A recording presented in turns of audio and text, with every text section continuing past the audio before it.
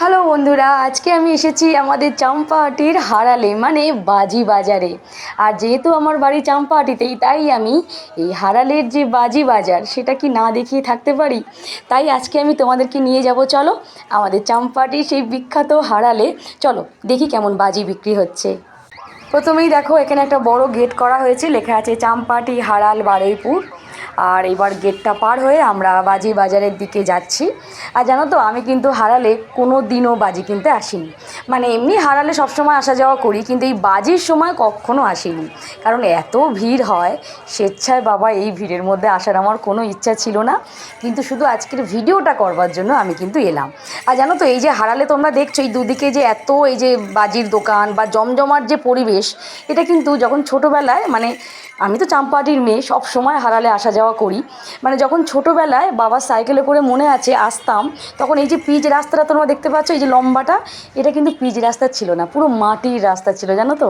আর এই এত দোকানপাট জমজমাট এগুলো কিন্তু কিচ্ছু ছিল না। মানে কয়েকটা বাড়ির মধ্যে বাজি তৈরি করা হতো, আমরা ওই বাড়ির মধ্যে থেকে বাজি কিনে নিয়ে বাড়ি যেতাম। খুব মজা লাগতো সেই সময়। কিন্তু এত এই যে জমজমাট ব্যাপারটা এই রিসেন্ট কয়েক বছর হয়েছে। যাই হোক, তোমরা নিশ্চয়ই আমাদের চাম্পাহাটির হারালে বাজি কিনতে এসেছো, তাই তো? তোমরা কিন্তু প্লিজ একটু কমেন্টে জানাও যে তোমরা কারা কারা আমাদের এই চাম্পাহাটির হারালে এসেছো বাজি কিনতে, আর কারা কারা আসছো সেটাও কিন্তু কমেন্টে জানিও। আমার খুব ভালো লাগবে, চাম্পাহাটির মেয়ে তো, কেউ যদি চাম্পাহাটির হারালে বাজি কিনতে আসে সেটা জানতে পারলে ভীষণ ভালো লাগবে।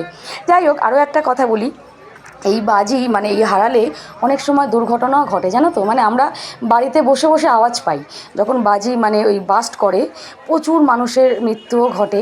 যাই হোক, মানে ওইটা একটা মানে সত্যি দুঃখের বিষয়। কিন্তু যাই হোক, ওইটা মানে আমরা বাড়িতে বসে বসেই আওয়াজ পাই, বিশাল জোরে আওয়াজ হলো, ওটা একটা খারাপ লাগে। যাই হোক, আরও একটা জিনিস, একটু অন্য দিকে কথাটা নিয়ে যাই, সেটা হলো এই হারালে খুব বড় করে বিসর্জন হয়, জানো তো। এখানে ঠাকুর ওঠে, সবুজ সংঘ আর অগ্নিশিখা, এই দুটো ক্লাবের ঠাকুর, মানে রীতিমতো এদের দুজনের মধ্যে কম্পিটিশান হয় যে কাদেরটা বেশি মানে বড় করে করা যায়। আর এত বড় করে প্রতিমা নিরঞ্জন করা হয় এই দুটো ক্লাব, অগ্নিশিখা আর সবুজ সংঘ, মানে রীতিমতো পুলিশ প্রোটেকশান দিতে হয়। মানে যাদের বিয়ে হয়ে গেছে চাম্পাহাটির বাইরে, তারাও চলে আসে এই বিসর্জন দেখবার জন্য।